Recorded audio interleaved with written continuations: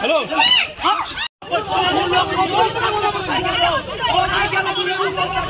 আপনি বলুন 2 লাখ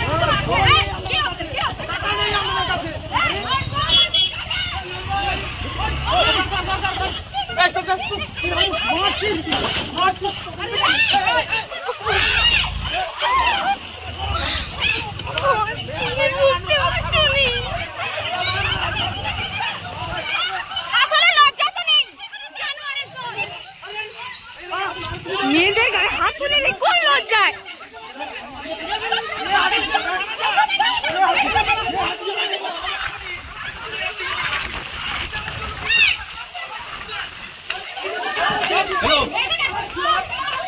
হ্যালো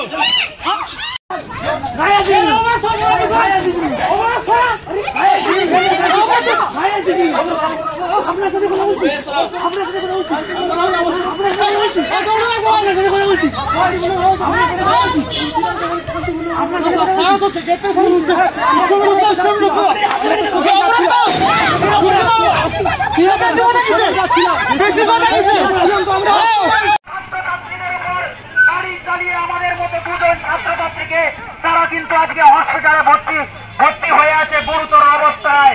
ফলে আমি আপনাদের কাছে আবেদন করব, আপনারা ফিরে যান। যে অন্যায় সরকার ঘটিয়ে চলেছে এর প্রতিবাদ যদি আমরা না করি, আজকে অটোনমাস কলেজ, স্বাধীন কলেজ, এই কলেজে যদি সেমিস্টার ফিস 5,000 বদলে যদি 10,000 না নেয়, 10,000 যদি নেওয়া হয়, আমরা যদি এখনই প্রতিবাদে আন্দোলনে সামিল না হই, তাহলে কিন্তু এই ঘটনা কিন্তু বাড়বে। প্রতিটা কলেজে কলেজে ফিস বাড়ছে, ফলে আমাদের প্রতিবাদ আন্দোলনে সামিল হতে হবে। ফলে আপনাদের কাছে আবেদন করব, আপনারা ফিরে যান।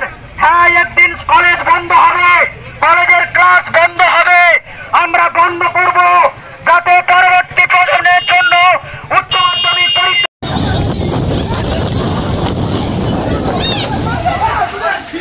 ছাত্রদের উপর যাদবপুর বিশ্ববিদ্যালয়ে যে শিক্ষামন্ত্রী কনভয়ের গাড়ি প্রতিবাদী ছাত্রদের উপরে চাপিয়ে দিয়ে চলে গেছে, 2 জন ছাত্র গুরুতর অসুস্থ, তারা হসপিটালে জীবনের সঙ্গে পাঙ্গা লড়ছে। আমরা জানি তারা যে দাবি করেছিল যে ছাত্র সংসদ নির্বাচন করতে হবে কলেজের অভ্যন্তরে এবং একগুচ্ছ শিক্ষার দাবি নিয়ে তারা লড়াই করছিল। তাহলে সেই লড়াইয়ে প্রতিবাদী ছাত্রদের উপরে তারা শিক্ষামন্ত্রীর গাড়ি ছাত্রদের কোনো কথা না শুনে তাদের উপর দিয়ে চালিয়ে চলে যায় এবং 2 জন ছাত্র গুরুতর অসুস্থ অবস্থায় পড়ে আছে। তার প্রতিবাদে এই জঘন্য বর্বরচিত যে আক্রমণ, আজকে শিক্ষামন্ত্রী যে নির্লজ্জ আক্রমণ, তার প্রতিবাদে আমরা সারা পশ্চিমবাংলা জুড়ে ছাত্র সংগঠন এআইডিএসওর ডাকে আমরা গতকাল বিক্ষোভ কর্মসূচি করেছি সারা পশ্চিমবাংলা জুড়ে।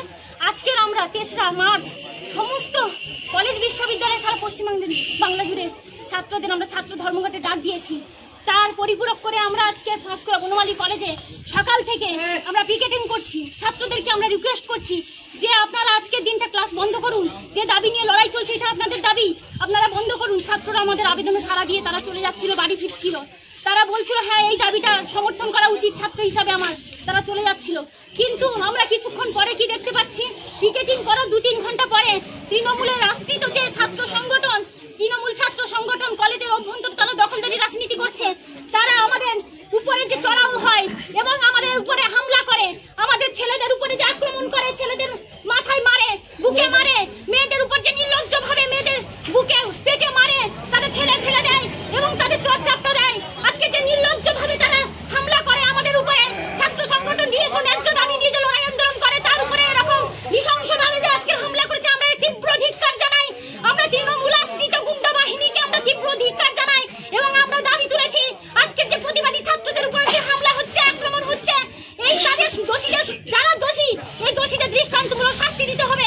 এবং আমরা দাবি করেছি যে শিক্ষামন্ত্রী বর্বরচিত যে আক্রমণ এনেছে তার প্রতিবাদে আমরা সারা পশ্চিমবঙ্গের জন্য ছাত্র সমাজে ঐক্যবদ্ধ করে আন্দোলন লড়াইয়ে থাকবো, এই আহ্বান আমরা ছাত্রদের কাছে বলেছি।